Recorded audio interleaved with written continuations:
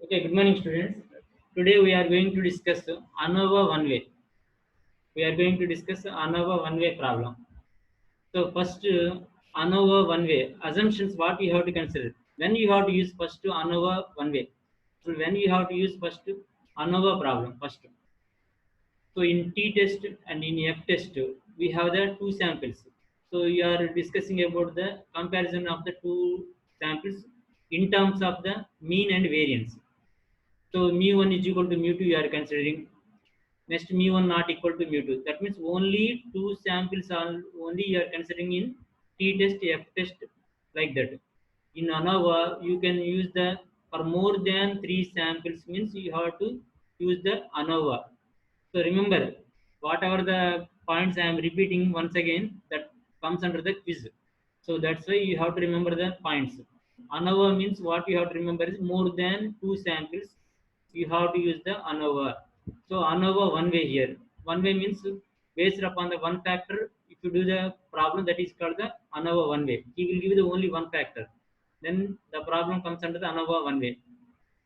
So next one is uh, first assumptions. What you have to consider: the samples are independently drawn from the population.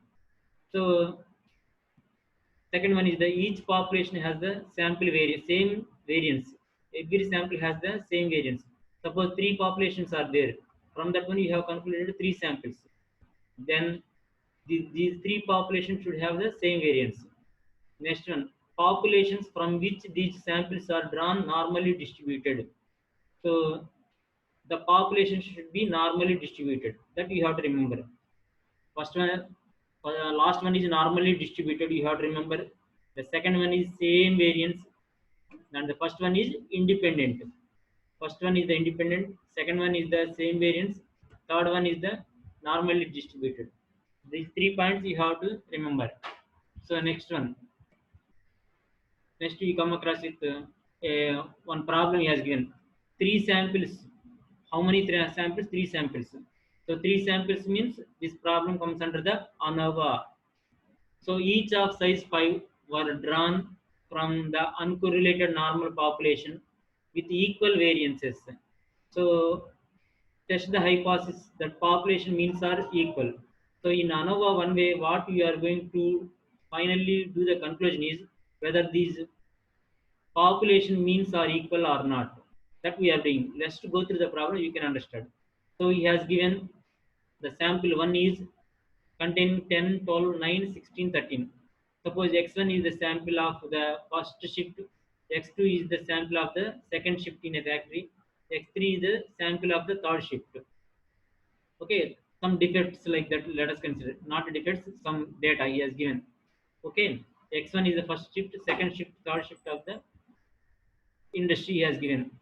So what we have to do is the here we have to do the this arrow represents the within the samples, within the sample, within the sample. Remember, once again I am repeating means that is very important. Within the sample. So this is nothing but the between the samples. So we are doing between the samples and within the sample variations. We are doing between the sample. This is the between the sample, and the previous one is the within the sample. So how the variances are there within the sample and how the variants are there between the samples, both we are considering in the ANOVA one. ANOVA. So what the data he will give is the only he will give the data. So x1 sample, x2 sample, x3 sample he will give. Next, what you have to do is the square of the these samples you write it here for our convenience. Only he will give the basic data. So squares how much you are going to get? 10 square is 100, 12 square is 144. Like that you are going to get. Similarly, 9 square for 9 square it is 81, 7 square 49, so and so. Similarly, x3 column data. Squares you did that one. Next, if you do that one in a consolidated manner, you will looks like this. So summation of the x1 column is 60. Summation of the x1 square column is 750. Summation of x2 square, x3 square, sorry x3 and x3 square. So what are the values? This one means in a single notation. This is sigma x1. This is sigma x2. This is sigma x3. This is nothing but sigma x1 square. This is sigma x2 square. This is sigma x3 square. This is the notation you are going to observe. Next, what are the assumptions we have? The populations, these samples should be from the normal populations. So we already has given. So from the normal populations. Therefore, normal population already it is there. So equal variances. Already he is saying the equal variances. Therefore, normal populations and equal variances are there in the given problem itself. Therefore, what you have to do, you can proceed. So, in the null hypothesis, what you have to consider the null hypothesis as the three samples population means the three samples population means are equal. You are considering it as mu1 equal to mu2 equal to mu3. Then automatically H1 alternative hypothesis is mu1, mu2, mu3 are not all equal. So H0 is mu1 equal to mu2 equal to mu3 means H1 is this one. So when you can reject the null hypothesis means suppose if mu2 not equal to mu3 and mu1 is equal to mu2 happened and mu2 not equal to mu3, then also you can reject the null hypothesis. So mu1 should be equal to mu2 should be equal to mu3. Then only you can accept. Okay. Next one, level of significance. How much he has given? Level of significance 5% level he has given. Therefore, level of significance is 5%. Therefore, next. Here n1 is equal to how much? 5. N1 is equal to 5 means how many observations are there in each sample. So 1, 2, 3, 4, 5. 5 observations are there in each sample. Therefore 5. So in the second sample, 5 only. In the third sample also 5. Okay. This is the next. T is equal to, we have a formula. So for that one, capital T stands for summation of the first column, summation of the second column, and summation of the third column. Already I did that one. Summation of the first column is 60, summation of the second column is 50, summation of the third column is 70. Just substitute the values. 60 plus 50 plus 70. How much you are going to get? 180. So capital T is equal to 180. Similarly, capital N is nothing but small n1 plus small n2 plus small n3. So that means 5 plus 5 plus 5. How much you are going to get? It is 15. So capital T is equal to 180, capital N is equal to 15. Correction factor is nothing but capital T whole square by n. This is the formula. Capital T whole square by n. Just substitute the values. 180 whole square by 15. 2160 you are going to get. So whenever you come across with the correction factor or C dot F, you have to replace the value with, replace the word with 2160. Next, we have to find out SSB. What is meant by SSB means sum of the squares between the columns. So in the next slide, I am going to explain what exactly SSB.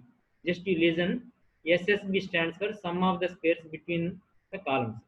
So sigma x1 square, not sigma x1 square, sigma x1 whole square, sum whole square. That means 60 whole square, 50 whole square, and 70 whole square by n1. N1 is 5, n2 is also 5, n3 is also 5 minus correction factor. So you are going to get it as 50, 40. Sigma x1 whole square is 60 whole square plus 50 whole square plus 70 whole square. N1 is 5, N2 is 5, N3 is 5, and minus correction factor is 2160. Substitute you are going to get as 40. Next you have to find out TSS. In shortcut I am writing TSS. In the examination also you can write it as TSS. Otherwise you can write the full form also. TSS stands for total sum of squares. Total sum of squares. That means total sum of squares means sigma x1 whole square. Sigma x1 whole square. Sorry, sigma x1 square. That means squares, summation of the squares. Sigma x1 square. How much? 750. Sigma x2 square 516. Sigma x3 square 994. We add all the values, squares minus correction factor. So that means 750 plus 516 plus 994 minus 2160. If you do that one, you are going to get it as 100. Similarly, now there is a relation between TSS and SSB. What is the relation? Is nothing but total sum of squares is always equal to the sum SSB plus SSW. SSW stands for sum of squares within the samples. W stands for within the samples. SSB stands for sum squares between the samples. So from that one, I know the TSS value, I know the SSB value. You can conclude SSW value. SSW formula, how you are going to get TSS minus SSB.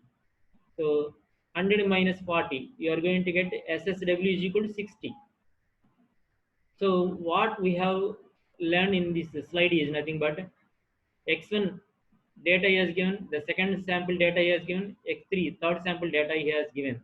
Summation of the first sample, summation of the second sample, summation of the third sample, squaring of the first sample, squaring of the second sample, squaring of the third sample, summation, summation of the squares of the first sample, summation of the squares of the second sample, summation of the squares of the third sample. What you have to first, you have to consider H naught as all the populations are equal. Second one is not mu1, mu2, mu3 are not equal. That means mu1 not equal to mu2 not equal to mu3. Second one, level of significance 5%. Next one, capital T formula is summation of the first sample, summation of the second sample, summation of the third sample. 180 you are going to get. Capital N is nothing but the summation of the number of observations in sample 1, sample 2, sample 3. Each 5, therefore 15 you are going to get. Correction factor is capital T whole square by n. Capital T whole square by n. That means 180 whole square by 15. 2160. SSB stands for sum of squares between the samples. Formula is sigma x1 whole square, sigma x2 whole square, sigma x3 whole square, n1, n2, n3 minus correction factor. Similarly, TSS stands for summation of the squares 750, 516 plus 994 minus correction factor. We have a formula relation between TSS and SSB is like this. Therefore, SSW is equal to TSS minus SSB, 100 minus 40, 60. Now we have to frame this table. So this is a generalized table. So why you are getting a SSB like this? This is the standard table. Sum of squares. In shortcut, you can write SS. Between the samples. That's why SSB. This value is SSB.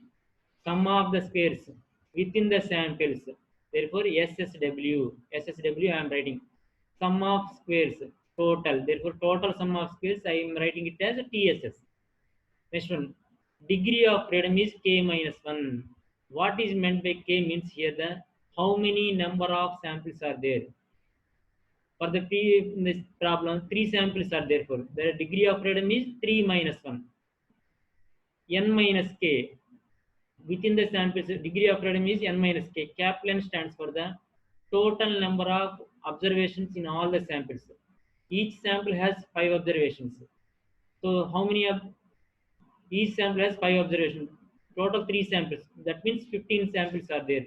15 observations are there. Therefore, Kaplan is equal to 15. 15 minus K value is number of samples 3. 15 minus 3.